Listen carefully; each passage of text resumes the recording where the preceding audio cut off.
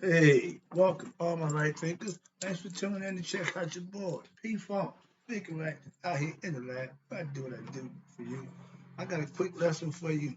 I put together a little bit of me, a little bit of book. So we're going to go 50-50, split it up. So the lesson should be short, quick, but always informative. Let's go. Rightism, 25 rules to live by. Storytelling, story with a message, message story for life. I'm giving life lessons. You tuning in and receiving them. We got a good thing going. Let's ride. Right Thinker's mission, and yeah, I'm on it, is to enlighten, inspire, educate, and motivate you, the individual, to a higher spiritual level of enlightenment. Right Thinker's way of life, and it is a way of life, through mental and spiritual discipline daily, will help and guide you to obtain your goal of spiritual enlightenment, aka know thyself. My mission is to do just that. Get all right thinkers to know themselves with the information that I set out to give to you on a day-to-day basis will help you do just that. That's why I do what I do for you. Let's go. Know thyself. The question, rhetorical, but if you don't have an answer, tune in. I can help you with that. I'm gonna help you know thyself. A person who knows not and knows not that they know not is foolish. Avoid them. Excuse me. Disregard them. A person who knows not and knows that they know not is simple. You teach them. That's why I do what I do for you. Stay tuned. I got you. I appreciate you too. A person who knows not and believes or think that they know is dangerous. Avoid them. I do. A person who knows not, excuse me, a person who knows but knows not that they know is asleep spiritually. I'm the spiritual alarm clock here to wake you up with knowledge of self. A person who knows and knows that they know is wise. Follow them. All these persons, they reside in you. Right thinkers, know thyself. And to my eye, be true. There's have the Egyptians had a thing called the Great Truth. We done went through three of them. Now I'm gonna end up with the fourth one. It's called the Great Truth, Shedy and Maakheru. So Shedy and Maakheru, the fourth Great Truth. I'll break that down for you. Real simple, quick lesson, but it's important. Okay. Now, the practice of Shedy discipline, which I call right thinking philosophy, but it's a Shedy discipline practice from them, taken from them with my twist. So that's what makes it right thinking. But it is the Shedy discipline. And what's this? Shedy discipline or right thinking philosophy practice will lead to one knowing oneself and the divine. Bam! That says it all about right thinking philosophy right there. That short statement. That's my point. And I want to build on that because that's the philosophical point I'm trying to make with studying and learning. Listen, Maakheru. What Maakheru? I love saying that because it means this is called being true of speech, aka speaking truth. I tell you, I speak Maakheru for that reason. I give you the truth from what I know the study to be. I don't have to make it up. I ain't got to fantasize and get hope. Nope. I just give the truth. I speak from the heart, from what I know. That's Maakheru. When you do that, you be Maakheru too. It's some things that'll make that happen. That's what I'm trying to get you to understand. It don't just happen. It don't happen overnight either. What's this? I got a point for that too. What's this? Right thinking philosophy is really doing Shedy. Remember, Shedy, that means what I do pretty much every day. What? Study profoundly. I'm always in the book, studying, try to get a better angle of how I can teach the lesson to get it across so that it can be understood. So that takes study time. And I do that pretty much a lot. And I do that to what? To penetrate, aka learn the mysteries of she talk and discover the nature of divine. That's God. When you hear me use the word divine, that's God. You want to know God. I don't care about you believing in God. Excuse me, I won't go there. But I get annoyed with, well, I believe in God. I believe in God. No, I can care less about your belief. Do you know God? Huh?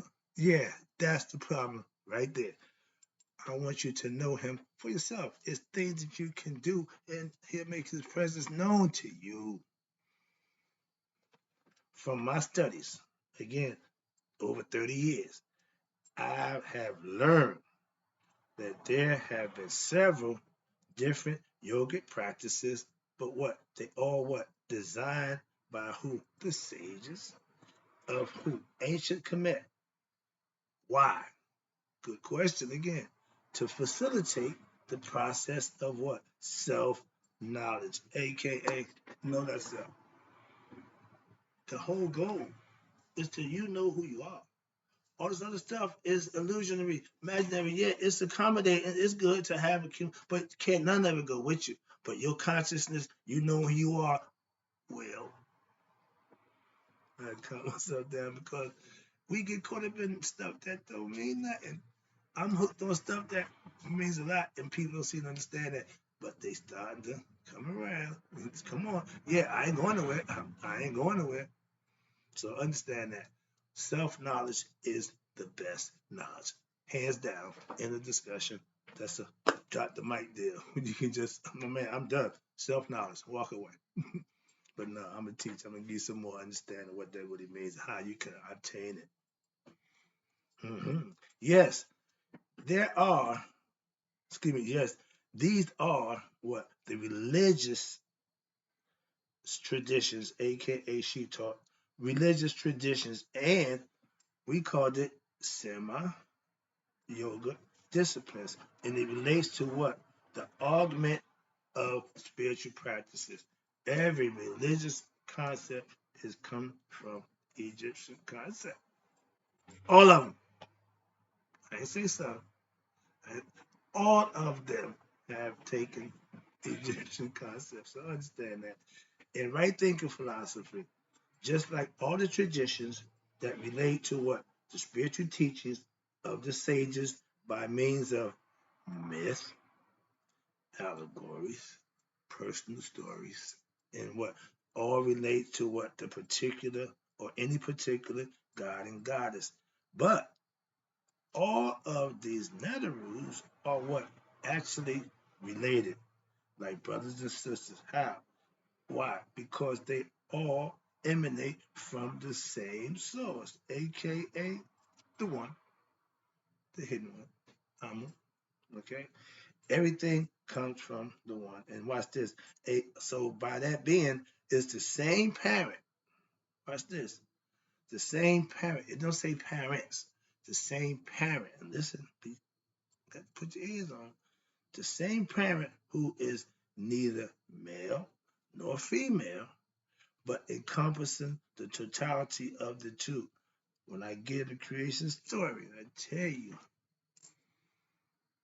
he had the power to be a he she. They call it the great he she. Meaning, in Happy, we got a God that half of him is male, other half female. Krishna, the same thing, half is woman, half is male, showing you that he got two ability to get impregnate and impregnate. That's the concept. That's where that comes from. But it's about to get good. Hope you pay attention. Hope you got your ears on. Watch this. Now, this is a teaching tool. It's a way to teach and impart knowledge, right? Okay? But they all come from the same place. That's what they want you to know. Ain't no separate God or goddess. They all come from the same one God. We all, like the human beings. Ain't no human races.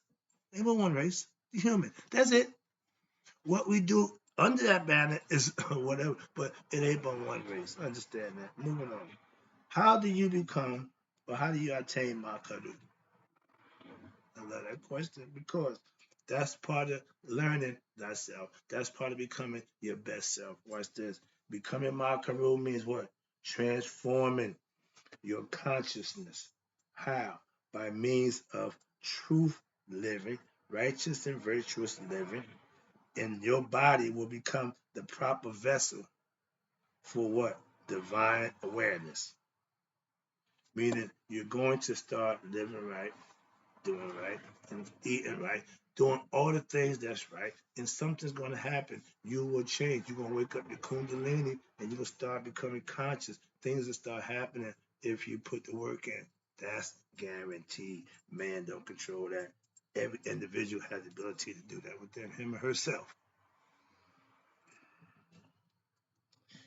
When you do this, your vessel, your body becomes aware, you become awakened. Okay, when you hit that divine awareness, you are what? Becoming spiritually enlightened. You've reached the level of what? Nihas, anointed. You are aware. You know that's you made your God communion. You made the connection with your higher self. And that happens through what? Righteous and virtuous living is the only way. You didn't hear me. When you hear Christ say, the only way to the Father is through me, righteous and virtuous living is the only way to what? Purification of the heart. Means what? I'm living right, I'm doing right, and my heart is becoming light as a feather. So at judgment day, I will pass on. Why? Because I'm being the things I need to do. Lighten my heart, purifying my heart with good deeds and righteous and virtuous living daily. Some people do that without knowing. And that's a beautiful thing. What? I mean, you didn't got to go to school because what? This ain't brain surgery. This ain't higher education. It's just something that's been dormant, laying around. Nobody been focused on. I went back and picked it up. I'm using it, and guess what? It still works. Watch this. Now, the only way to purify the heart is with righteous and virtuous lifestyle. Watch this, which will what? Prepare. Remember the Bible, the acronym, basic instruction before leaving earth? When you live in a virtuous and righteous lifestyle, you are preparing and it will allow you, the right thing to AKA or aspirant, to what? To be worthy of divine communion. Boom, boom, boom. You and God becoming one. Only way that will happen is if you do those things. If you think God's just gonna come down and pick you up and no, no, no, and no again, it's some things that you're responsible. And when you see people out there, why God let people suffer? Why God don't control none of that. It's man's deal. So own up to it and take responsibility for it. Because guess what? If not, God will take care of it. He done done it before. Oh, everybody got a flood story. Everybody got a story of how the disaster or apocalypse, something catastrophe. Okay, we done had 5 of them. We ain't immune. So understand that it's about that time too for what? A catastrophe that's going to knock man back. Take either the catastrophe or the man reaching his technological uh, apex, and the machine turns on him. Self-destruction. Remember, the death in Egyptian was a man with a hatchet going to his head. That represents the ego. So that's what you're doing. Self-destruction. Moving on. Let me wrap this up. Yeah, I'm good. We got a little minute. I'm almost done. What we got right here? Stop down here. Become righteous. Okay. Now, only way to the God. Yeah, divine community. Last one. Appreciation. Now, the fourth great truth is you studying profoundly, learning, living righteous and virtuous, and you speak it from the heart. Shedy and Maakheru. Shedy means to study the spiritual truth, aka right there, philosophy. When? How? Profoundly. When? Daily. Study means to what? Practice. To penetrate the what? Esoteric teaching. I give you the hidden meaning for life, the hidden things in life that you need to know about. You study them, you learn them, you perfect them, you master them, and you will become a master of you. That's the name of this game. You need to have spiritual and mental understanding, aka spiritual disciplines, Shedy, aka spiritual discipline, or we call it semi-tawi disciplines. What is really referred to in English, again, is Egyptian yoga. Let's start out with that. Okay. The first aspect of Shedy is obtaining wisdom. Why? It's important that you know things. And wisdom is just that. Shedy is wisdom teachings. Master them, and the goddess of wisdom is who? The goddess Aset. So you have to master your asset aspect, which is wisdom, intuitive knowledge. That's what you need to work on. Shedy, profoundly study about asset and every other god and goddess. That's how you learn to master them. That's the quick lesson I got. Hope you enjoyed it. Oh, I got